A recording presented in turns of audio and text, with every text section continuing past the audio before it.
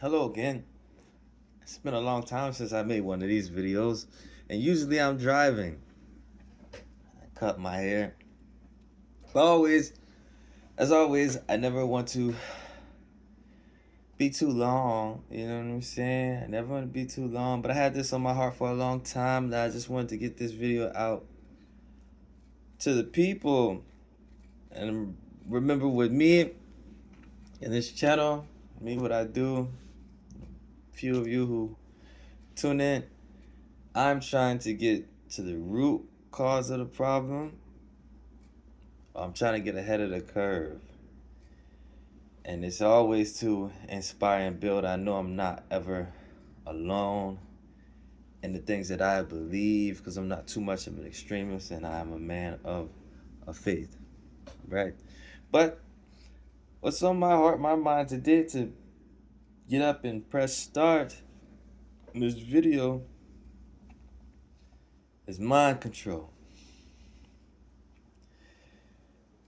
Now, when you hear mind control, I don't know what you think of, but in the conspiracy theorist community, some people are going to immediately think of mind control like MK Ultra or what you see on TV or hear on the radio. And I can agree with you, those are forms of mind control. But today I'm going to tell you about my views on mind control as far as mental slavery. And I'm going to try to keep these points kind of clear and not ramble on. I usually don't have like notes. It's just like from my mind, my heart, and it's the emotion that you get from it in a moment. That's what I give you. But mental slavery, being trapped in the mind, when you hear people say that they have handlers. Now you have the sense to where you have handlers where people are like trying to control your narrative and control you. And then I feel like there's actual handlers of these idols when you see them malfunctioning or saying the same thing over and over or whatever the case may be. It's something, it's a mental slavery. Their handlers are like, they got the controls but they pressing the wrong buttons, you know what I'm saying? And being an idol, that's a lot of souls attached to you. It's a lot of fans. You have to be a fanatic. It has to be some type of fandom to have these people, idolize you to be like an entertainer or a celebrity or whatever that may be, right? It's a lot of souls that pour into this. And it's almost like with being an idol, you might have, if you have these handlers, usually comes with a deal with the dark forces and dark magic. If you think about like astral projection, which I'll come back to, people might get a chance to not necessarily be you, but these handlers or these high up sorcerers or warlocks might use you. You know what I mean? As far as like mental slavery, mind control, a form of astral projection. Now, mind you, identify as a Christian person. I look at the religion as a Hebrew religion because it comes from the Hebrew people, from Israel, Abram, Isaac, those people. So I don't read the Bible and just see white or black people, but that's another topic. Mental slavery. We live in America. We live in, I say it's a military power. You call it a military power. I call it a military industry complex. Military industry complex. It's very similar to a prison industry complex. Break down and build up how people are treated, the way people are spoken to, and the system. It's systematic. But before it was a military industrial complex or prison industry complex, it's plantations. They're plantations. Giant plantation. And I say that to say mental slavery, you think about slavery as far as the physical aspect of slavery, but mental slavery, the breakdown and build up of a soldier or a slave, The way that they yell at these soldiers is probably the same way that they were treating the slaves, the way they talk to people in prison. You know, like the police officer, when he starts using that certain voice, yeah, it's probably an old tactic, an ancient tactic that they've done for years. And I don't mean they like them, but you know, the people who slave people by the mind. You think about, okay, now I'm telling you about a plantation. Think about black magic. Someone might have been taught black magic and then taught someone not to use black magic, or they're using black magic and sorcery on them, right? And I'm not someone who does that. I'm not telling you to do that at all. People, they get into that and they become witches and warlocks to gain or for some type of spiritual increase. It's not what I'm telling you to do. That's not the point of this. But with these things, you have black magic, you have seduction, hypnotism. You put these things on TV and radio, and I say seduction like sedation, like 1, 2, 3. By the count of by the sound of my voice, by the time I count to 10, and then people fall asleep. That's a sedation, and that's a form of like a hypnotism, right? I'm not saying we all believe in that, but that's out there. We've seen cases to where people have become hypnotized. You go to a psychiatrist and they have the power to sedate you, you know, by the sound of my voice. Da, da, da, da, da. It usually comes with people who have deep trauma or things they're trying to remember, maybe things they're trying to forget. You also have people who have such a strong mind that they are viewers or seers, to where they are psychic. Like you know, there's people who are really psychic, and you have people who they say some people are telepathic. Some people have telekinesis where they can use their mind to do certain things. Now I've never really seen that. I heard of that. That person's more like a superhuman, right? That person's probably being used by the government or somewhere locked away, you know. But we know that hypnotism is out there. The Bible tells us about black magic and people who use sorcery. We know that there's witches and warlocks, right? And they mass produce these things and use them to mentally slave. Now, it's an attempt to control the mind. You look into people's eyes and you see sometimes it don't seem like their eyes are giving a soul or the same thing that you see when you look in your own eyes or certain people's eyes. We don't all have the same eyes. You can't tell somebody what they see. Like, you know, with Hinduism, they believe in various gods to the point where they present food or fruit to the gods, and they believe that they come and eat it or whatever may happen to it. You can't tell them that they don't see that. Like a person, not to say that, not to compare, but someone with schizophrenia, you can't tell them that they don't see that or hear that. And we don't worship the same thing. We all don't really believe the same thing. But in a defense, it says pray without ceasing. Guard your mind. Pray without ceasing. Don't let these things take control of you. For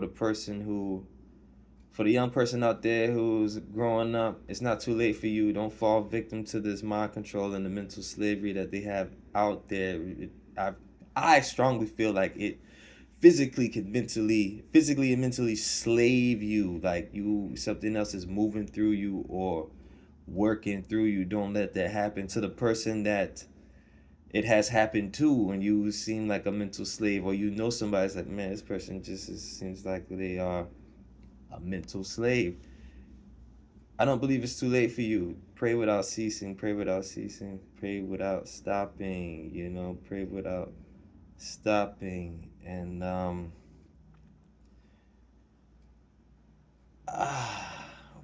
it's a lot of things. I saw as one video, and they were talking about what witches and warlocks see when people pray and how they can't touch them when they're praying. And it was another video where a guy who was an ex-warlock, anybody tells me they're ex-warlock or ex-witch, I'm always a little skeptical because it's like, well, you made that decision to get into that, right? For whatever reason. And then I don't know if you could really ever come out of that. I don't know if you see life how I see life now, but they say when they go to church and a pastor who's preaching is not a right person, they can see that on them. I don't know what people see as far as through their lenses. They might really be controlled to the point that they see the world.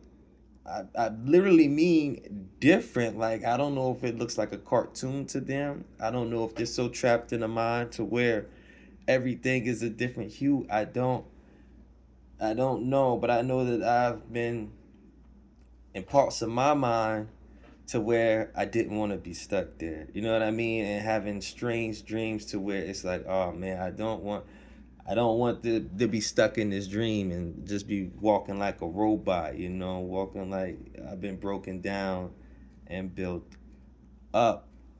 Mental slavery to me is a very real thing, and you gotta understand that there's ways that it becomes spiritual. How do you let these spirits in or these entities in to control you? You really have, and this is what I live by. I can't recall if I've ever shared this um, on YouTube before. I think I might have put it on Instagram, but I no longer have any social media. This is the only outlet that I have as for right now. But you got three things really, and I'll leave you with this. You got your five senses. You know what the five senses are. You have your emotions, happy, sad, angry, and you have your point of views. First person, second person, third person. Now, with your five senses is how you let these entities or these things in. Like I said, they put it on the TV or on the radio. What you hear, taste, touch, see. So you hear about people doing these rituals with this or that. What you hear, taste, touch, see, shaking somebody's hand, looking somebody's in the eyes, you know, those are outlets to let these things in potentially, especially if these things have this sorcery or black magic attached to it. All right, so you have your five senses. Now, with that, you have your you have your point of views. You have first person, second person, third person. That is like me, then there's you, like looking in the mirror, and then there's a third person where it's like third person omniscient, but nobody is that except God. Where it's like you have a narrator narrating, like, oh, Tony and his friends, right? Tony and his friends. And it's like you looking in the mirror saying you, then it's I, first person is I, you, us, Tony as a group. That's how you break down your point of views, right? First person, second person, third person. Now, I am happy, you are happy, we are happy, they are happy, Tony is happy, right? Then you have, some people call me Tony. You have, okay, you looking in the mirror, you are happy. I am happy. We are happy. I'll use we, omniscient, right? Third person. They are happy. Talking about us as a group. But why? Now I give you point of view and I give you emotion. I am happy because I saw a nice movie. You are happy because you saw a nice movie. Tony is happy because he saw a nice movie, right? And you can control your emotions and how you make other people feel. You can tell yourself, we're not gonna be upset. We're gonna be happy. Think about happy things. We all know how to make people upset, right? We know how to make people. We know how to tick people off, get under people's skin. You can do something somebody doesn't like. So, but that same energy, you could do something that somebody does like, or that you like, to treat your own self. So, be mindful of the control that you do have, the power to say, "I'm gonna be happy today. I'm happy today. I'm not gonna let it bother me." And just like, when you give somebody something, you give somebody something that looks nice. You take them out for something that tastes nice. You give them something that smells nice, Give somebody a hug that feels nice, right? So you have those senses. You have five senses. That's what you have in this life, in this body, in this three-dimensional realm that we in. That's what we have, and we have control over these things. We have control over our own mind and our own mental, to not be a mental slave.